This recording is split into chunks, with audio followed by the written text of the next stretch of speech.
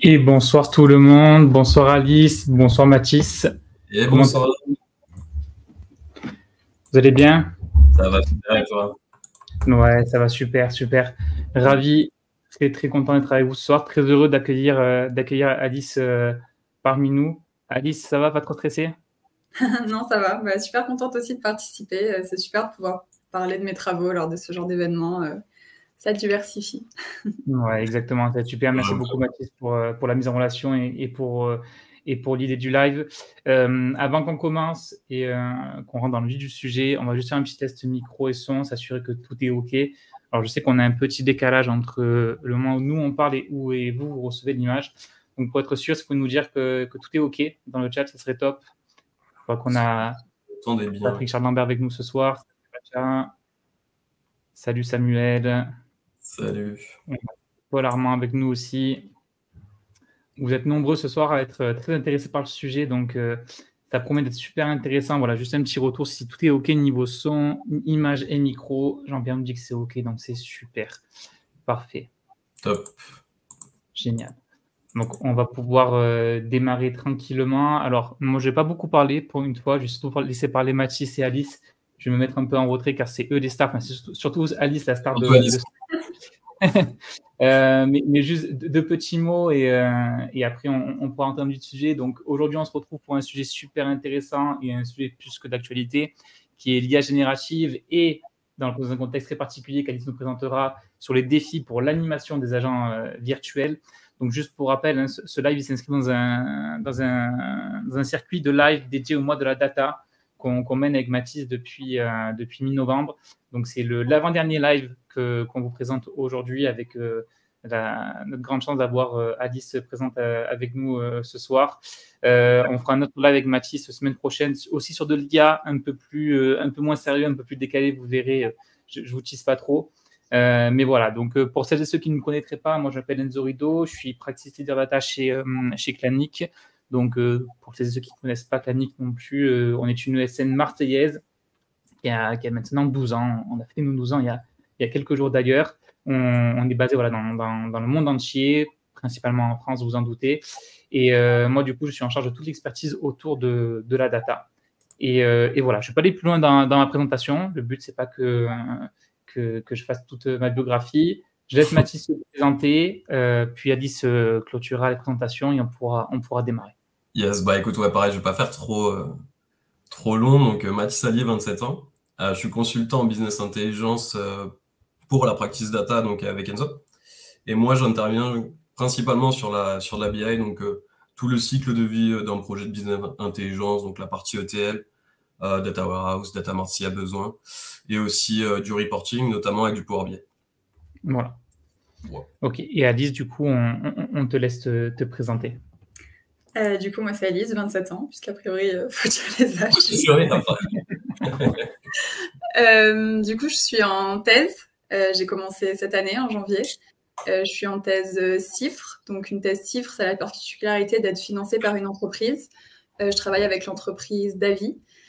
Donc, cette entreprise, elle crée des humains digitaux qui vont être capables d'empathie et d'adaptation aux réactions notamment émotionnelles de l'utilisateur humain.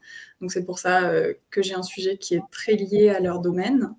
Et je travaille aussi avec le labo de Marseille et un labo à Paris. Donc, je suis basée essentiellement sur Lumini. Et j'ai fait un premier master avec Mathis, d'où les connaissances. La partie un peu storytelling, ouais, c'est vrai qu'on a fait notre licence 3 et master 2 MIA du coup ensemble. On a appris nos compétences informatiques initiales. On peut dire ça. On n'a pas pris le même chemin. Après, toi, tu as décidé de continuer. Moi, je me suis orienté directement sur le côté pro. Mais en tout cas, c'est vraiment cool qu'on se retrouve ici devant un live. C'est assez drôle aussi. Ouais, carrément, une belle histoire. Une belle histoire.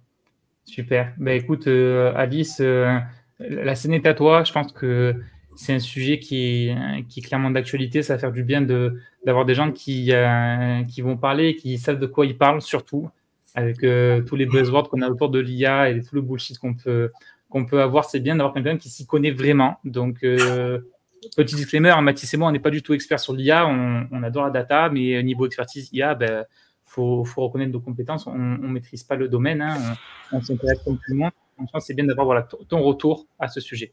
Voilà. Ouais, bah, je vais essayer de vous donner le plus d'informations possible. Yes. Donc, je suis là pour parler d'IA générative, mais plus précisément d'IA générative appliquée aux agents virtuels. Puisqu'il faut savoir que l'IA, c'est un champ super vaste, donc c'est impossible d'être spécialiste de tous les champs de l'IA. Donc, ce que je vous propose, c'est de commencer par parler d'IA générative en citant quelques dates clés pour un petit peu recontextualiser l'apparition de l'IA générative et donner quelques exemples d'utilisation pour qu'on soit tous à peu près sur la même longueur d'onde sur le sujet. Et puis ensuite de rentrer un petit peu plus en détail sur qu'est-ce que c'est des agents virtuels, dans quel domaine ils sont utilisés, pourquoi on l'utilise, donc les avantages, les inconvénients, et comment on fait surtout, donc moi je parle d'agents virtuels, mais on peut aussi parler de personnages virtuels, comment on fait en fait pour animer ces personnages virtuels, donc comment on le fait actuellement, et comment on voudrait le faire avec l'IA générative, donc ça c'est vraiment le cœur de mon sujet. Donc quand on va parler d'animation, on parle aussi de comportement non verbal, donc on va un peu parler de pourquoi c'est important en fait de bien animer ces personnages, pourquoi il est important ce comportement non verbal, et puis finalement comment on utilise l'IA générative pour les animer, en sachant que bien évidemment si je fais une thèse sur le sujet, c'est que c'est un travail en cours, donc je vais un petit peu vous parler de qu'est-ce qu'on met en place, des défis qui sont toujours à relever et des perspectives à venir. Super. Donc un petit peu pour contextualiser, je vais peut-être pas faire tous les points, mais il faut savoir que l'IA, surtout l'IA générative, en fait, ça va se baser sur ce qu'on appelle le deep learning. Le deep learning, c'est vraiment mis en valeur, on va dire, dans les années 2000, mais ça se base sur ce qu'on appelle des réseaux de neurones. Donc c'est un type d'architecture qui est basé sur le cerveau humain. Et ça a été inventé dans les années 1980. Sauf que dans les années 80, on n'avait pas la puissance de calcul nécessaire pour faire tourner ces réseaux de neurones. Et donc, c'est vraiment dans les années 2000 que le deep learning a pris de l'ampleur. Et c'est par exemple en 2014 qu'on a vraiment les premières IA génératives qui ont été utilisées, en tout cas avec ce qu'on appelle les GAN. Donc c'est un type d'IA générative parce que bien sûr, en fait, il y a plusieurs types d'architecture. Et pour un petit peu recontextualiser le domaine de l'IA, le premier GPT, il est sorti en 2018. Donc moi, je ne vais pas vous parler de ChatGPT, etc., parce que là, c'est de l'IA générative, mais pour le texte, donc c'est pas ma spécialisation. Mais voilà, c'était un peu pour recontextualiser les différents points de l'IA et de l'IA générative. Yes. C'est vrai que moi, je me rappelle quand j'ai lu la slide, bon, je vais revenir sur le premier, Alan Turing, je m'étais dit, mais attends, mais c'est pendant la Seconde Guerre mondiale, et je vois 1950, et en fait, on parle peut-être pas forcément de la machine, mais plus de son test, du coup. Ouais, ben en fait, le test de Turing, c'est quelque chose qui est très connu dans le domaine de l'IA parce que c'est un test en fait qui va permettre de déterminer si en face de nous, on a une machine ou on a un humain. Donc en fait, c'est un peu une référence entre guillemets dans le domaine de l'IA, en sachant que c'est un test qui est quand même assez compliqué à mettre en œuvre parce que par exemple, ChatGPT, il n'arrive pas à le passer ce test puisque ChatGPT, il dit carrément que c'est une machine et pas un humain. Ah oui, il se considère comme une intelligence artificielle, justement. Ouais, c'est ça. Ouais. Il n'est pas créé pour ressembler totalement à un humain. Mais voilà, c'est quand même un test qui est assez connu, puisque dès qu'on arrive à avoir une intelligence assez avancée en intelligence artificielle, on essaye de voir si potentiellement ça pourrait passer le test de Turing. Mais c'est vraiment des questions banales et ça se base même pas forcément sur le plus haut niveau d'intelligence parce que finalement, en fait, un humain, il va forcément faire des erreurs à un moment donné. Et donc, en fait, c'est un test qui vraiment se base sur la ressemblance avec l'être humain. Ok, d'accord. Super.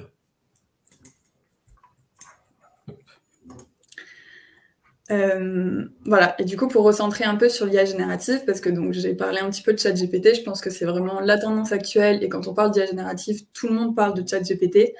L'IA générative, en fait, ça sert à créer des nouveaux contenus, donc comme du texte, mais en fait, ça peut créer toutes sortes de données. Donc ça va pouvoir créer des images comme DALL-E. Donc là, le petit robot qui peint, ça a été généré avec DALL-E. Donc juste en lui donnant une instruction de texte, ça génère une image. Ça peut générer du code, donc avec GitHub Copilot par exemple. Et bien évidemment, il y a plein d'IA génératives qui sont créées tout le temps, qui ne sont pas forcément mises à disposition du grand public, comme les IA pour animer des agents virtuels. Et c'est de ça que je voulais parler. C'est le sujet, du coup. Donc finalement, un agent virtuel, donc je vous ai un peu dit, on pouvait dire agent virtuel, personnage virtuel. On parle aussi d'agent conversationnel incarné, puisque ça va vraiment être différent des chatbots. Là où les chatbots, ils ont vraiment que la partie textuelle pour échanger avec l'utilisateur. Là, l'objectif, c'est vraiment que l'agent soit incarné, donc il y a une forme. Donc, comme vous pouvez voir, par exemple, les 3 agents sur l'écran. Donc, on voit celui de Meta, donc ex-Facebook, enfin, nouveau Facebook. Donc là, au milieu, on a un agent de Davi, donc l'entreprise avec laquelle je travaille, et un autre agent qui s'appelle Greta.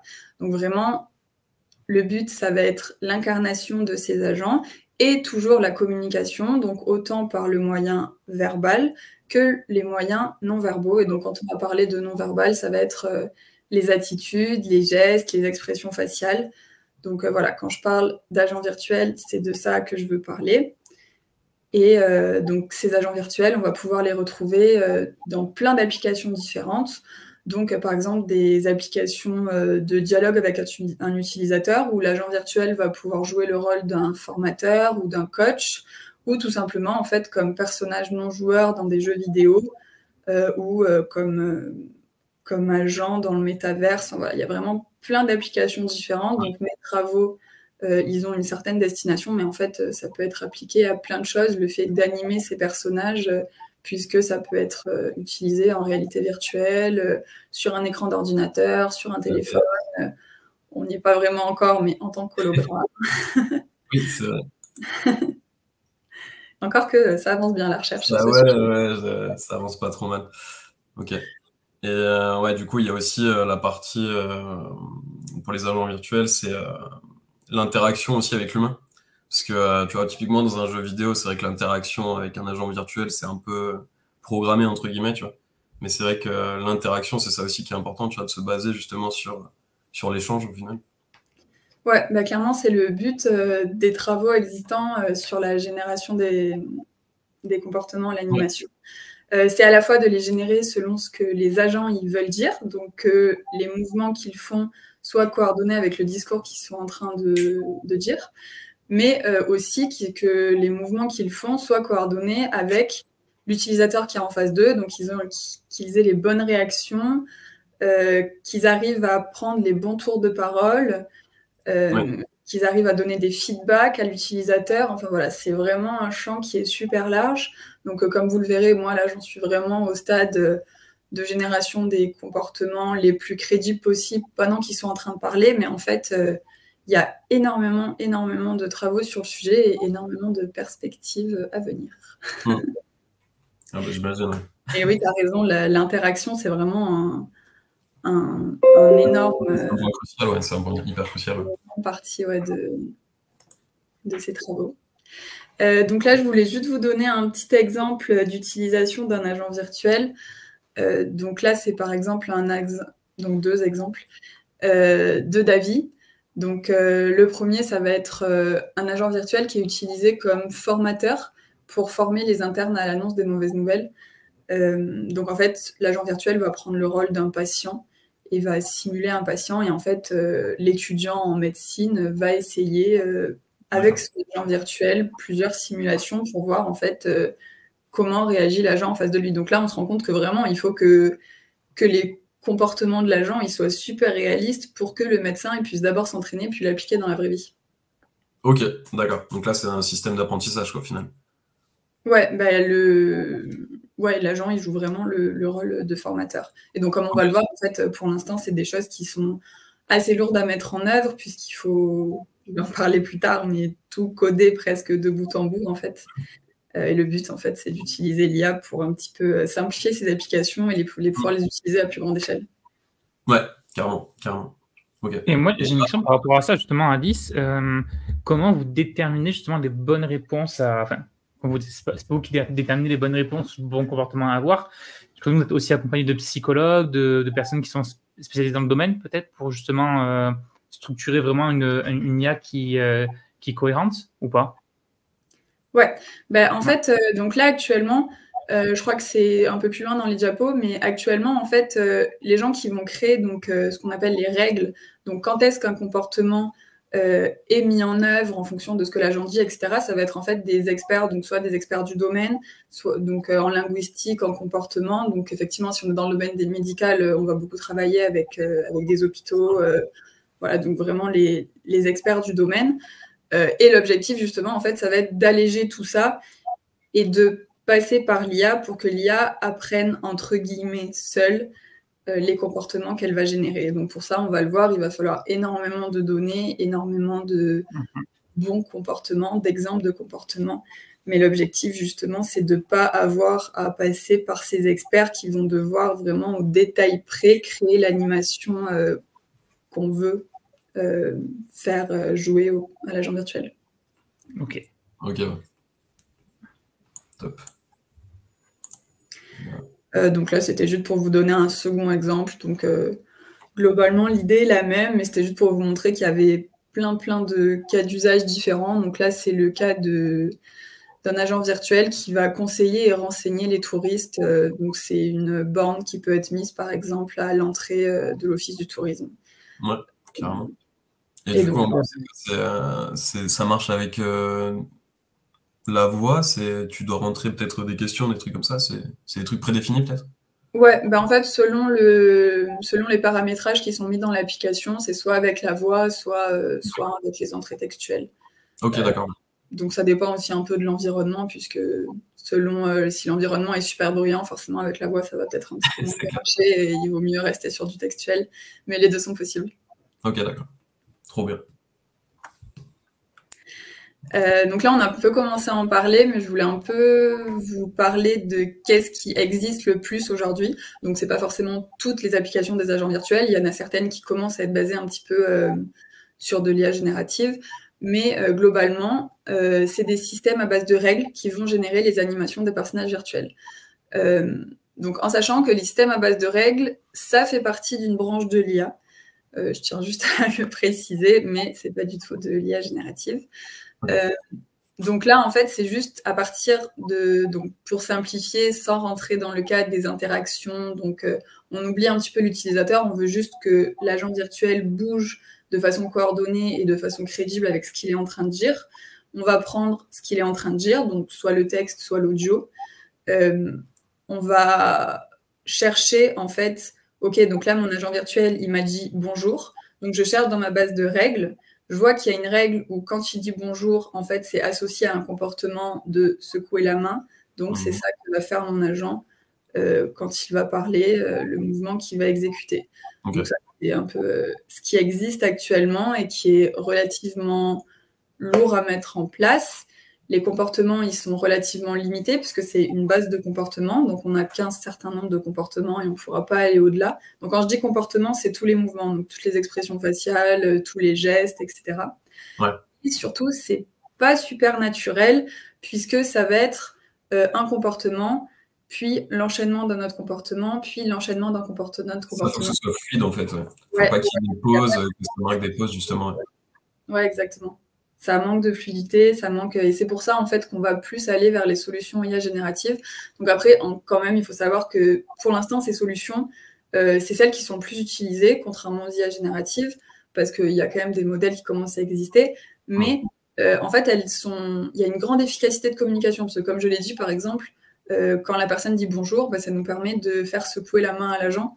Et ça, en fait, bizarrement, en IA générative, c'est super compliqué à mettre en œuvre, alors que en IA générative, on arrive à avoir des comportements qui sont assez naturels, par exemple avec le rythme, la tête qui bouge sur le rythme, mais tout ce qui est... une complexité qui est un peu plus dure, quoi.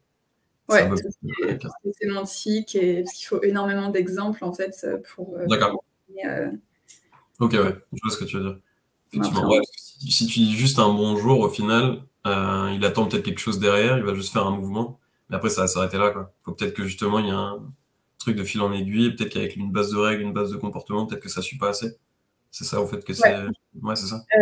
Alors, donc donc les systèmes à base de règles, voilà, c'est effectivement, il n'y a pas énormément de fluidité, c'est très répétitif, donc ça, c'est les problèmes.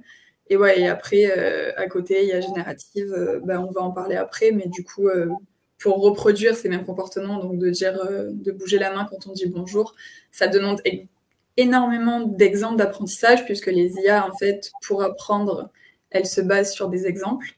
Ouais. Donc, en fait, ça demande énormément d'exemples où tu as des gens qui sont filmés de façon super nette et qui disent vraiment bonjour et qui font le geste en disant bonjour. Sauf que les comportements humains, ils sont super diversifiés et du coup, en fait, les IA, elles ont un peu du mal à apprendre des moyennes entre tous les comportements humains. D'accord.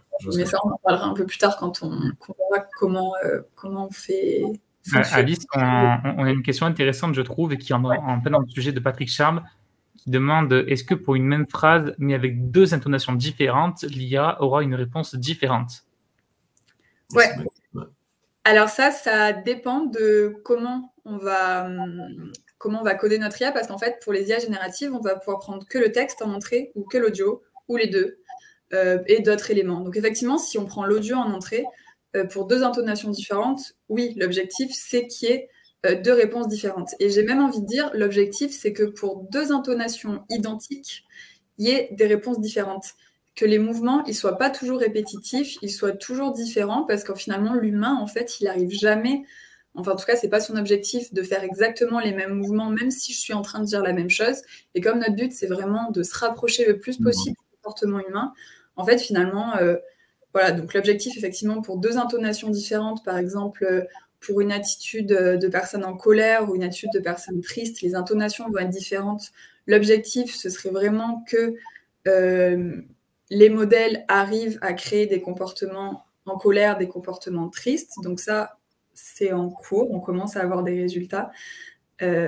Mais en plus que pour 2 comportements en colère, pour la même prosodie, la même phrase, il y a quand même des comportements un petit peu différents, quoi, pour diversifier et pour vraiment, en fait, arriver à aller au-delà des comportements limités des systèmes à base de règles.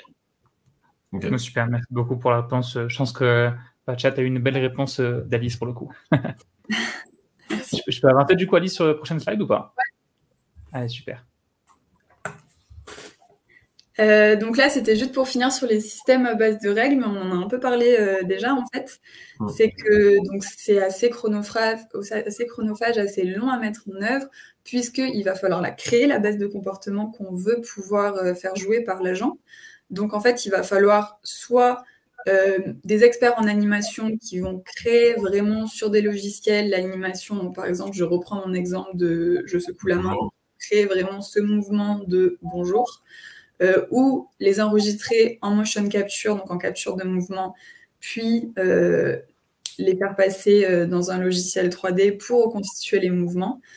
Et donc tout ça en association avec, comme on l'a dit tout à l'heure, des experts du domaine, des experts en linguistique, en comportement.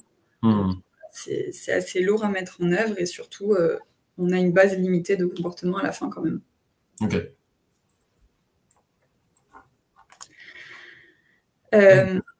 Donc finalement, ces agents virtuels, donc ils ont plein d'avantages. Donc après, je ne suis pas forcément là pour parler de ça, mais on va pouvoir les utiliser dans plein de domaines différents, y accéder rapidement, et surtout, en fait, ça va favoriser le fait d'utiliser un agent virtuel plutôt qu'un chatbot, par exemple, l'engagement et l'immersion de l'utilisateur. Mais étant donné que pour l'instant, on est un petit peu que sur des systèmes à base de règles, ils vont manquer de naturel, ils vont manquer de crédibilité. Donc finalement, ça va un petit peu contrer l'immersion et l'engagement qu'on cherchait au début. C'est pour ça qu'on essaie de générer des systèmes à base d'IA générative. À partir d'IA générative. Justement, ce manque de naturel et de crédibilité. Yes. Ouais, et donc en fait, et bien évidemment, il y a plein de limites différentes qui peuvent être abordées de plein de manières différentes. Mais voilà, moi, dans ma thèse, je vais vraiment me concentrer sur le manque naturel et le manque de crédibilité. Ok, top. On va peut-être pouvoir passer à la suivante, du coup. Et du coup, pour ce manque de naturel et ce manque de crédibilité, c'est pareil, ça peut être abordé sous plein d'angles différents, puisque quand on va parler d'agent virtuel, étant donné que l'agent il est incarné, le naturel et la crédibilité, on va pouvoir l'aborder avec l'apparence de l'agent, avec la voix de l'agent. Donc, par exemple, tout à l'heure, on parlait d'intonations différentes. Donc, finalement, comment on va moduler la voix pour que ce soit le plus crédible possible pour les utilisateurs. Avec le comportement verbal, donc qu'est-ce que l'agent va dire. Donc là, finalement, on s'approche un petit peu du test de Turing, parce que comment est-ce que l'agent il va paraître le plus humain possible. Mais aussi, et surtout, du coup, dans mon cadre, avec le comportement non verbal. Donc c'est vraiment, on va se concentrer, enfin je me concentre, moi, sur le naturel et la crédibilité, sur le comportement non verbal des agents virtuels. Ok, trop bien.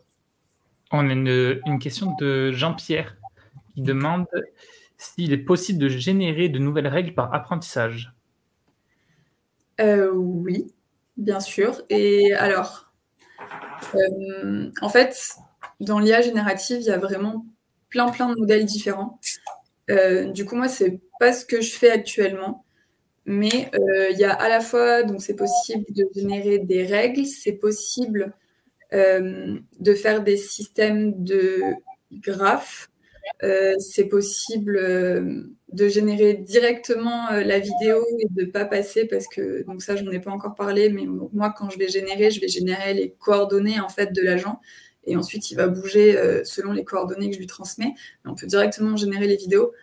Alors après, générer une nouvelle règle par apprentissage, je pense que ce qui est beaucoup en train d'être exploré surtout, c'est le fait de mêler l'apprentissage et les règles. Donc en fait, finalement, générer un comportement, puis selon quelques règles prédéfinies donc, par les experts, donc peut-être celles qu'on avait à la base dans nos systèmes de règles, moduler en fait ce que sort le système d'apprentissage selon quelques-unes des règles. Donc, par exemple, je génère un comportement qui est plutôt basique et je mets une règle qui va moduler les expressions faciales selon si je veux qu'ils soient en colère, triste, etc. Mais en soi, en fait, l'IA générative, on peut générer absolument ce qu'on veut. Il n'y a pas vraiment de limite. Ce qui va beaucoup bloquer, c'est les données d'apprentissage. Mais en fait... Donc ça, c'est les jeux de données. Et du coup, c'est quoi? C'est dû à la quantité, peut-être? C'est parce que c'est encore nouveau, peut-être l'IA générative? Il n'y a peut-être pas eu encore assez de tests. Ouais, alors en fait, si tu peux passer à la diapo suivante, en fait, comme ça, je parle de ça. Ah non, c'est pas celle-là. Mince, bon, c'est pas grave, j'en parle sans la diapo. Ouais, bon, du coup, alors les données, en fait, ce qui est problématique, ça va surtout être la récolte des données. Et donc, tu as parlé de la quantité. Alors oui, la quantité, c'est important. Donc, quand on voit, par exemple, ChatGPT, c'est entraîné sur des millions et des millions et des millions de phrases. Mais il n'y a pas que ça. On se rend compte, et ça, on s'en rend compte depuis pas longtemps, depuis les dernières années, en fait, que la qualité des données est super importante. Et un des derniers travaux que j'ai fait là, ces derniers mois, c'est de montrer que le modèle que j'utilise, le modèle que j'ai créé, j'ai pris 3 heures de données pour l'entraîner. Donc moi, quand je parle de données pour mes modèles, je fais une petite aparté. Moi, quand je parle de données pour mes modèles, ça va être finalement des vidéos d'humains qui sont en train de parler et de bouger. Puisque ce que je veux, en fait, c'est apprendre à mon modèle à générer les comportements à partir de ce que la personne est en train de dire. Donc, juste avec des vidéos, en fait, je prends ce que la personne est en train de dire, j'extrais les comportements qu'il est en train d'effectuer, je donne ça à mon modèle qui va du coup apprendre à lier ce qu'il est en train de dire au comportement. Et donc, c'est comme ça, en tout cas, que je constitue mes données. Donc, pour récolter des données, en fait, c'est super compliqué parce qu'il faut avoir des vidéos de plein de gens, enfin, plein de gens ou une seule personne. En tout cas, il faut avoir plein de vidéos de quelqu'un qui est en train de parler et en train de bouger, mais il faut que ces vidéos-là, elles soient claires, qu'on puisse extraire les comportements. Pour les expressions faciales, que la personne, elle garde sa tête en face de l'écran, qu'elle ne cache pas sa tête à un moment donné. Si je me tourne totalement, en fait, je perds... Qu'elle la lève, ouais. Donc, en fait, c'est assez dur de constituer ces jeux de données. Donc, soit c'est des vidéos, soit c'est de la motion capture, mais donc la motion capture, encore plus compliqué parce qu'il faut énormément de matériel, il faut engager des gens, enfin, c'est encore plus compliqué à effectuer. Et donc, comme je disais, voilà, il y a aussi cet aspect qualité. On ne peut pas juste prendre des vidéos sur YouTube, malheureusement, et les récupérer pour générer, parce qu'en fait, le modèle, il faut qu'il apprenne sur des données propres, parce que si les données ne sont pas propres en entrée, forcément, ce que générer ne sera pas propre en sortie. Yes. ça va pas ressembler. Et quand tu dis justement ton jeu de données, c'est des vidéos, comment tu fais pour extraire du coup? C'est Alors, justement les comportements, tu vois, pour définir les comportements, comment toi tu arrives à extraire ces données-là? ouais, alors en fait, donc moi je travaille à partir de vidéos, pas de motion capture. Ok. Et donc là, en fait, on utilise des outils que d'autres chercheurs dans le domaine de l'IA ont créés. Mais, donc en fait, c'est 2 outils qui s'appellent, donc, pour ma part, OpenFace. Ça va servir, donc on donne une vidéo en entrée et ça va extraire donc les caractéristiques de mouvement en sortie. Donc moi, je travaille avec les expressions faciales, avec les mouvements de tête et avec le regard, donc la direction du regard. Donc ça, voilà, c'est un outil. Je lui donne ma vidéo et il va me donner en sortie toutes ces coordonnées de comportement. Et D'accord. un peu de façon similaire, on a par exemple OpenSmile. Donc tu lui donnes l'audio et il va te sortir en fait plein de caractéristiques audio. Donc par exemple la fréquence fondamentale et des choses comme ça. Et c'est ça que je vais donner à mon modèle en fait Ok, pour apprendre. d'accord. Ok, top. Super. Donc ça, c'est un peu ce qu'on a dit. C'était juste pour vous montrer que voilà, je récoltais des données. Donc là, j'ai mis des petites vignettes des vidéos, par exemple, que j'utilise. J'extrais des caractéristiques sur le discours et sur les comportements, donc avec les 2 outils dont on a parlé. Ensuite, je vais prendre un modèle d'IA générative. Donc, je vais créer un modèle d'IA générative. Donc ça, je pense qu'on ne va pas en parler aujourd'hui, mais il y a plein d'architectures possibles. Et donc ça, bien évidemment, ça va influer sur les performances. Le modèle d'IA, il va apprendre.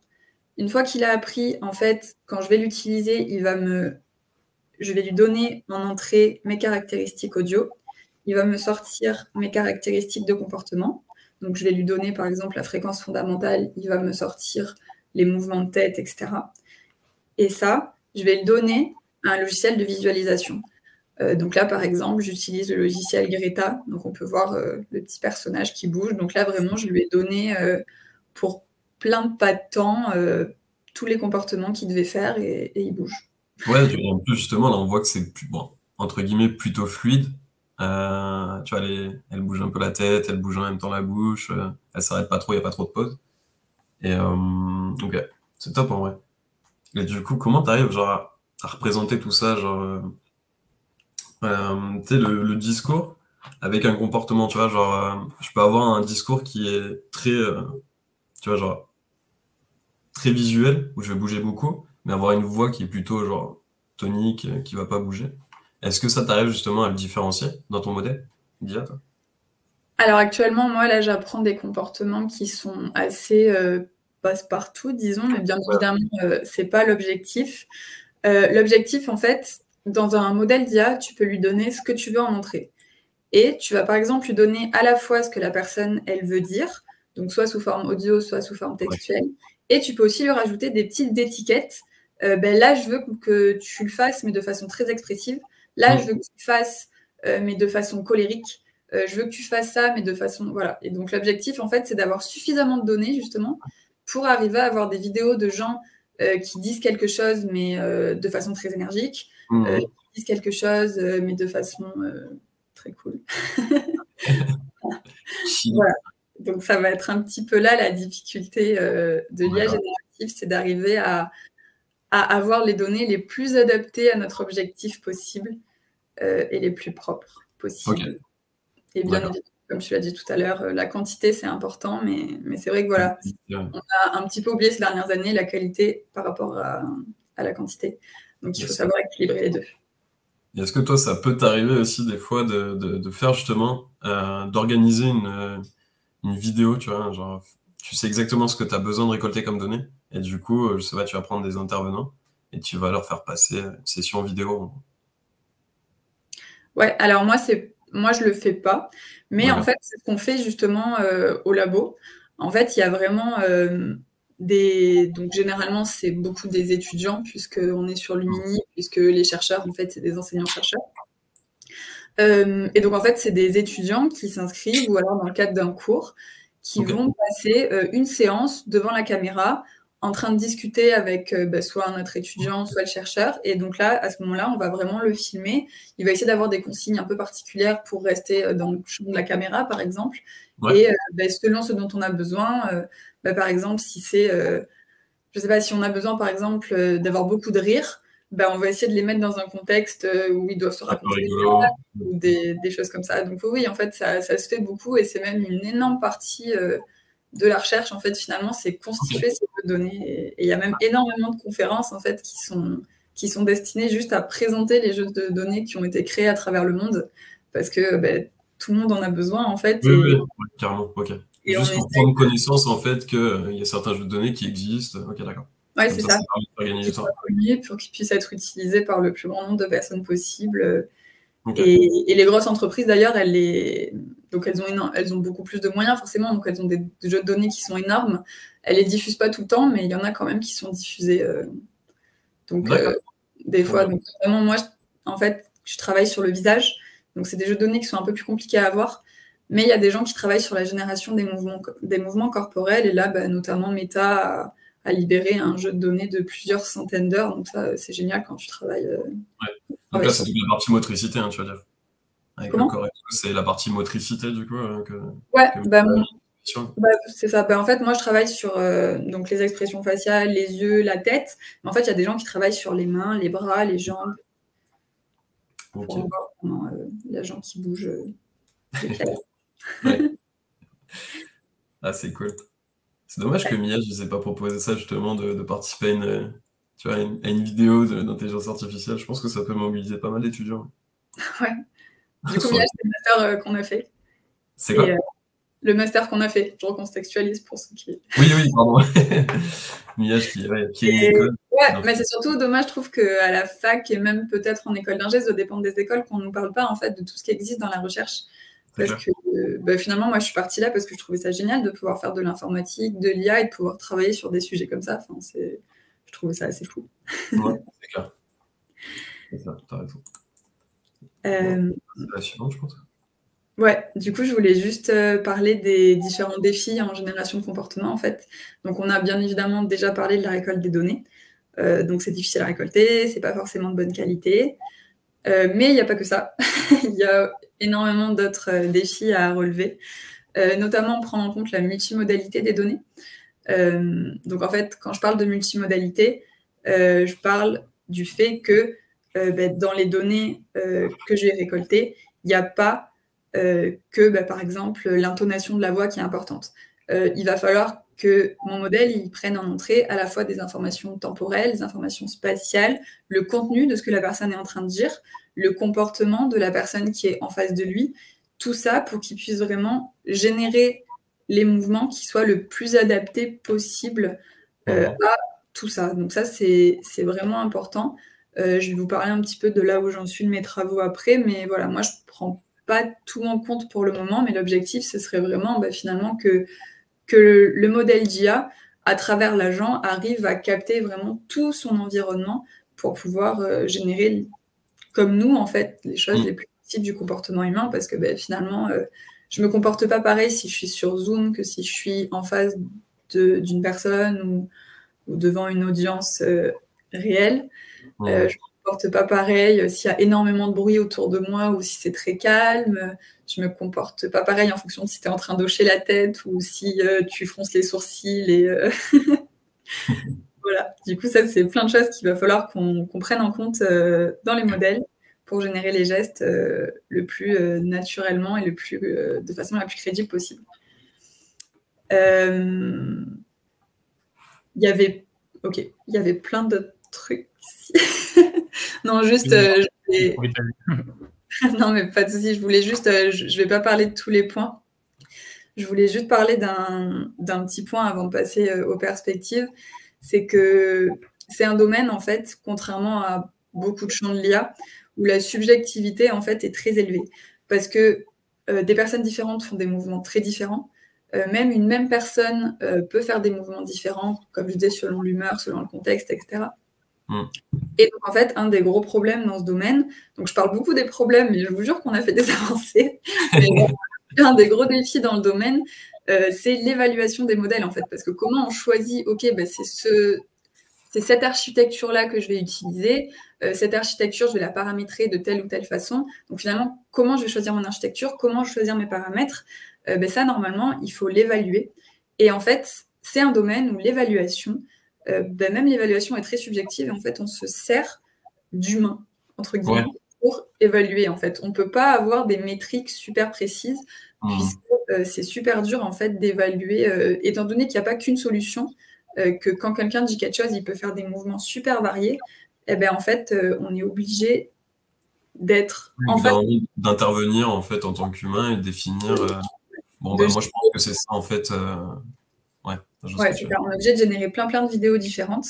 Donc des vidéos qui correspondent à notre modèle 1 d'IA, notre modèle 2, notre modèle 3, et de demander à des gens, donc des centaines de personnes, OK, ben voilà, qu'est-ce que vous pensez des comportements qui sont exhibés par l'agent? Quel est le meilleur modèle au niveau du naturel, au niveau de la crédibilité, au niveau de la synchronisation. Et ça, voilà, c'est vraiment un point qui est pas commun à tous les champs de l'IA et qui est à la fois super intéressant et des fois un petit peu bloquant parce que du coup, c'est quand même beaucoup de temps pour mettre en place toutes ces évaluations. Surtout qu'en fonction du retour des personnes qui ont évalué, tu vas peut-être toi devoir revoir un peu ton code, même ton modèle d'IA, quoi, au final. Ouais. Donc c'est ça aussi qui est... Parce qu'en plus, on n'évalue pas tous de la même manière, on ne perçoit pas tous de la même manière. Donc c'est aussi une partie qui est super intéressante, mais qui du coup fait que créer un modèle prend plus de temps qu'un modèle entre guillemets traditionnel. D'accord. Trop bien. C'est vrai. Voilà. Et là, c'était juste pour un petit peu dire où j'en étais. Donc, on a un peu identifié les points essentiels à traiter pendant cette thèse, donc de génération des comportements. Donc, actuellement, c'est un peu prétentieux de dire j'arrive, mais donc on a terminé l'étape de génération des comportements rythmiquement pertinents. Donc quand je parle de rythmiquement pertinent, c'est parce que pour l'instant, on n'utilise que l'audio en entrée. Donc en fait, on arrive à générer des mouvements tels qui sont rythmiquement pertinents avec l'audio. Voilà. Et donc les étapes d'après, ça va être que les comportements ils soient porteurs de sens. Donc selon ce que la personne est en train de dire, je peux dire oui, je peux dire non. Intégrer une dimension socio-affective. Donc par exemple, on parlait tout à l'heure de l'intonation, que les comportements ils soient différents selon l'intonation de la personne. Et bien évidemment en interaction, donc selon comment tu parles, oui, c'est ça, des comportements différents. Mais du coup, si, admettons, pendant ton audio, tu as un blanc qui est voulu, entre guillemets, comment, là, actuellement, il réagirait, toi, ton agent virtuel? Alors là, actuellement, en fait, donc là, ce que tu es en train de dire, c'est que finalement, on a un comportement quand on est en train de parler et on a un comportement, donc, entre guillemets, quand on arrête de parler, donc quand on écoute. Donc, c'est la différenciation entre les comportements d'écoute et de parole. Et ça, c'est aussi un sujet. Actuellement, ce qui se fait le plus simplement, c'est de tout simplement essayer d'apprendre un modèle, de ne pas bouger quand la personne est en train d'écouter. Mais bien évidemment, il faut aller au-delà. Et il faut vraiment arriver, il va vraiment falloir qu'on arrive finalement à distinguer les comportements écoute et parole. Donc ça, c'est aussi un sujet. Si vous voulez aller voir, je pense qu'on peut partager le lien YouTube. J'ai quelques vidéos sur YouTube de là où j'en suis actuellement, donc vous verrez distinctement que pour le moment, effectivement, quand ils arrêtent de parler, ils arrêtent quasiment de bouger. Ah, c'est trop bien. Ah, mais j'imagine que ça doit être super compliqué. Et puis même, des fois, tu peux avoir des blancs, mais juste parce que la personne elle est en réflexion, ça veut pas dire qu'elle est forcément à l'écoute, tu vois. Donc ça aussi, je pense qu'il faudra ajouter. Enfin, je vois que c'est quand même pas mal complexe, il y a pas mal de métriques à prendre en compte. Ah oui, il y a de quoi faire des centaines de thèses. Ah, ouais, ça doit être fou. Intéressé. Pouvoir tester, franchement, c'est un truc de malade quand même. Ok. Hop. Et ouais, du coup, pour le lien, tac. Ouais, le lien, tu peux l'envoyer dans le chat déjà dans notre LinkedIn, Mathis, je pense. Ouais, ok, d'accord, trop bien. Ouais. Je peux passer à la slide suivante, du coup, Alice, c'est bon? Ouais. La slide suivante, c'est un petit peu la conclusion, mais c'est vrai que voilà, c'était juste l'objectif de ma thèse, mais l'objectif de plein de chercheurs en général, ça va être un petit peu de remplacer les systèmes de règles qui existent actuellement. Donc pour ça, d'utiliser de l'IA générative et bien évidemment de générer des animations sur les agents virtuels qui vont être crédibles, coordonnées, avec une intention communicative, une dimension socio-affective, donc selon les différentes attitudes sociales, par exemple, qu'on veut faire jouer à l'agent. Et bien évidemment, comme on en a parlé, le faire en interaction, pas seulement le faire dans un monologue de l'agent. Voilà. Donc, si vous avez des questions... Enzo, est-ce que tu as des petites questions en plus qui sont rajoutées?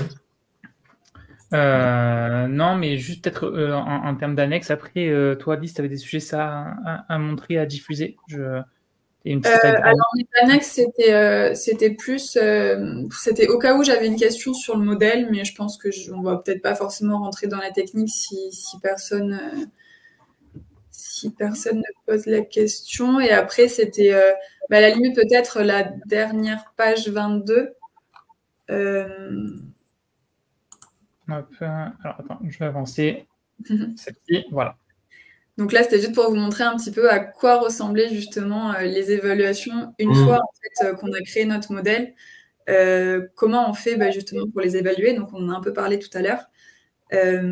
Donc ici, on a créé un site web tout simplement sur lequel on voit les petits boutons play, ça va jouer différentes vidéos et on va demander aux gens vraiment est-ce que le comportement de l'agent ressemble à des comportements humains et est-ce que le comportement de l'agent est coordonné avec la parole. Et en fait, les personnes vont devoir noter toutes les vidéos sur une échelle de 0 à 100 ou échelle mauvais, excellent. Et c'est comme ça, en fait, qu'on va évaluer nos modèles et qu'on va choisir les modèles qui sont les plus performants. Et comment on peut y accéder justement à ce site web? Est-ce que c'est toi qui mets à disposition justement, pareil, aux étudiants alors généralement, quand il y a des phases de test, parce que en fait, on en a besoin que quand on a finalisé une phase de création du modèle. Quand il y a des phases de test, alors soit on diffuse à un public très particulier, à des étudiants particuliers, soit on le partage sur nos réseaux sociaux. Ça dépend un petit peu du public dont on a besoin. Généralement, on a besoin d'âge un peu différent, de sexe différent, selon ce qu'on évalue, de nationalité différente. Moi, mes audios sont en français, donc moi, par exemple, j'ai besoin que de français. À partir international, quoi. Et voilà. Mais oui, après, vous pouvez voir passer des posts LinkedIn si vous voulez évaluer d'ici. Bah oui, carrément. Et du coup, est-ce que tu veux qu'on parle du modèle un peu plus dans le détail? Je sais pas si tu as peut-être des petits points à rajouter. Si vous voulez, je peux vous expliquer un petit peu comment mon modèle fonctionne de façon hyper... On va te challenger sur ça pour le faire comprendre à des personnes qui sont certes de l'informatique, mais qui ne sont pas je pense que les concepts derrière, ils ne sont pas si compliqués que ça. Après, il ne faut pas commencer à rentrer dans les équations. Mais... D'accord. Vas-y. Alors. Est-ce que tu avais une slide dédiée pour ça C'est là l'architecture? Non? Oui, c'est ça. Bon, alors après, j'ai pas forcément mis à jour les étiquettes, donc faites un peu abstraction du F-speech, etc. Mais juste, en fait, donc mon modèle, ça va être 2 réseaux différents. Un réseau que je vais appeler le générateur, donc comme son nom l'indique, qui est là pour générer les données, et un réseau qui s'appelle le discriminateur. Et donc, en fait, c'est ces 2 réseaux qui vont permettre au générateur de s'améliorer et d'avoir des bonnes performances. Alors pourquoi? Parce qu'en fait, le générateur, il va essayer, donc je vais lui donner mon audio en entrée, et il va essayer de générer mes comportements, donc de générer des coordonnées 3D. Donc, les 3D de la tête, par exemple. Donc ça, le générateur, il va essayer de faire ça. Et le discriminateur, en fait, il va prendre en entrée à la fois ce que génère le générateur, donc des coordonnées 3D de la tête du générateur, et à la fois des vraies coordonnées 3D. Et lui, il va essayer de dire laquelle est la vraie, laquelle est la fausse. D'accord. En fait, l'objectif du discriminateur, c'est vraiment de dire qu'est-ce qui est vrai, qu'est-ce qui est faux. Et l'objectif du générateur, c'est de tromper le discriminateur en essayant de se rapprocher le plus possible de ce qui est vrai. D'accord, ok. Et donc, bien évidemment, il y a plein de petits autres paramètres à ajuster, puisque, comme je vous le disais, les comportements, ils sont pas... Si on s'arrêtait là, ce serait toujours les mêmes comportements. Il puisque ce serait toujours exactement les vrais comportements. Donc, on rajoute un petit peu d'aléatoire, en fait, dans l'apprentissage. Mais en fait, le réseau, il fonctionne comme ça. Et donc, il y a plein de façons différentes, bien évidemment, de faire des architectures. Mais moi, c'est sur celle-là que je me base. Ça s'appelle un GAN. C'est notamment beaucoup utilisé en deepfake, puisqu'en fait, dans les IA génératives, on donne une entrée, on donne une sortie, mais en fait, on peut donner un peu ce qu'on veut en entrée et on peut lui dire de créer un peu ce qu'on veut en sortie. Et c'est ça qui est assez génial en IA, en fait, c'est qu'on peut utiliser plein d'architectures pour plein d'applications différentes. Ok, trop bien. Et justement, ça, tu le codes avec certains langages, un langage spécifique à l'IA, ou c'est, je sais pas, avec du Python, typiquement? Ouais, on utilise du Python, mais on rajoute des librairies spécifiques à l'IA. Donc, par exemple, moi, j'utilise PyTorch, mais il y a TensorFlow, il y en a plein de différentes. Okay. Et après, soit on utilise même des briques de modèles qui existent déjà, soit on code, parce qu'en fait, comme je vous le disais, les modèles donc, de deep learning, ça s'apparente au cerveau humain. Donc, vraiment, on a dans notre code ce qui s'apparente à des neurones, ce qui s'apparente à des couches neuronales. Et ça, en fait, on peut les mettre les unes à la suite des autres. On peut prendre un bloc d'architecture neuronale qui existe déjà. Voilà. C'est des... Okay. D'accord. Et donc, chaque partie qui s'apparente à un neurone, en fait, a un poids. Et c'est ça qui va se mettre à jour pendant l'apprentissage, en fait. Tous les poids de chaque neurone qui constitue notre modèle vont avoir une certaine valeur et vont se mettre à jour pendant l'apprentissage. Et c'est comme ça que le modèle il va être plus ou moins performant à la fin. Ok, d'accord. Donc, ouais, très hein. Ouais. Non, mais du coup, toi, tu dois prendre connaissance aussi donc, des briques existantes sur les différents modèles, les différentes librairies aussi, tu dois les connaître. Toujours t'informer aussi des nouvelles librairies qui doivent sortir, j'imagine. Donc, tu dois avoir alors, les librairies, globalement, il n'y en a pas 70 000. Enfin, les librairies de développement, il y a PyTorch. Enfin, c'est un peu comme Python, quoi. C'est un langage qui est assez... voilà, c'est en place et c'est plutôt ce langage qui évolue au fil du temps. Ok, d'accord. Mais oui, par contre, pour les architectures, il y en a énormément qui sortent. Surtout en IA générative, c'est vraiment le... C'est le sujet, quoi. Voilà, le sujet tendance qui fait qu'il y a énormément de modèles qui sortent, il y a énormément de gens qui arrivent à avoir des choses plus performantes de semaine en semaine. Donc, effectivement, se tenir au courant de ce que les gens font, voir si c'est mieux, voir si ça peut s'adapter à ce que nous, on est en train de faire, sans quand même perdre son cap, puisque il ne faut pas non plus juste faire ce que les autres font, sinon... Oui, faire du copier-coller, quoi.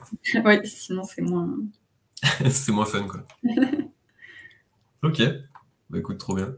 Enzo, est-ce que tu sais si on a des questions? Oui, alors on a des questions que je ne peux pas afficher, donc des questions que je ne peux pas afficher, mais il y a Johan qui demandait est-ce que dans l'apprentissage du modèle, vous tentez de lui apprendre à reconnaître également des comportements chez les interlocuteurs?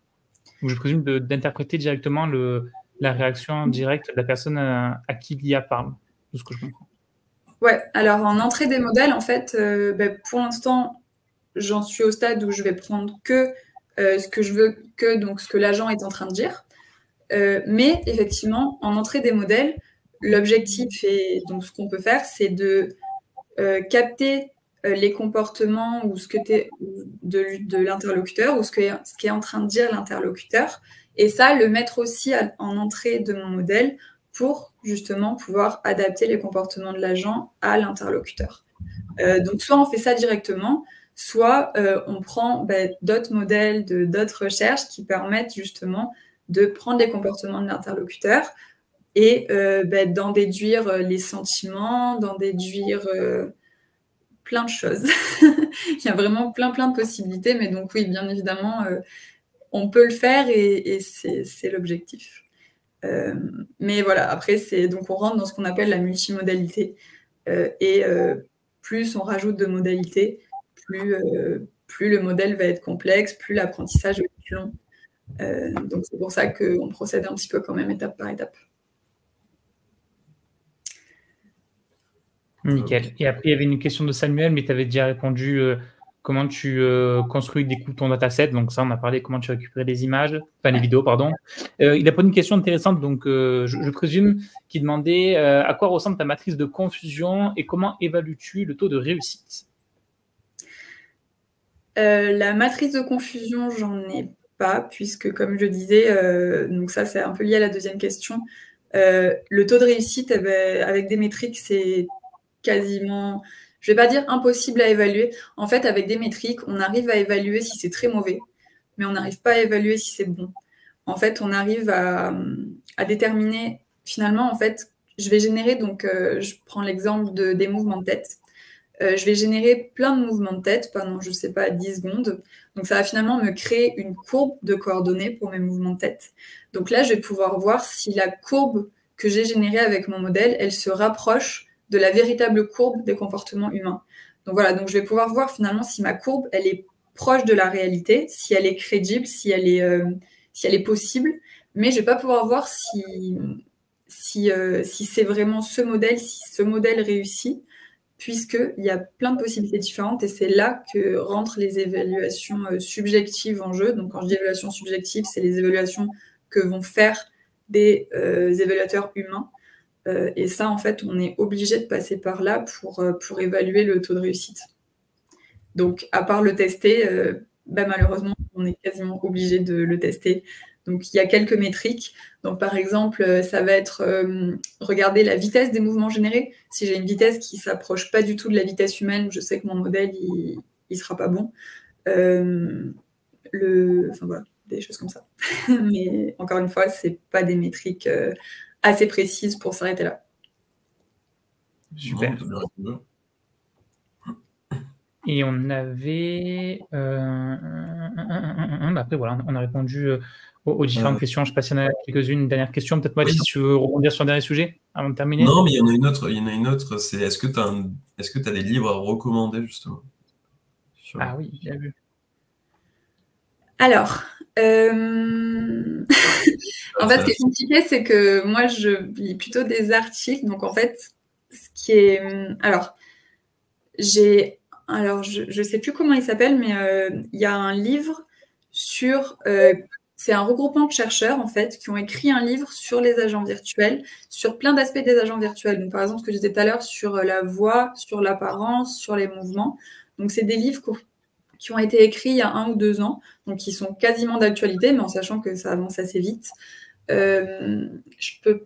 Peut-être qu'on peut partager le nom plus tard. Je peux pas Je crois que c'est The Handbook of Virtual Agents, mais je suis pas sûre. Et donc, ce que j'allais dire, c'est que voilà, c'est beaucoup en anglais.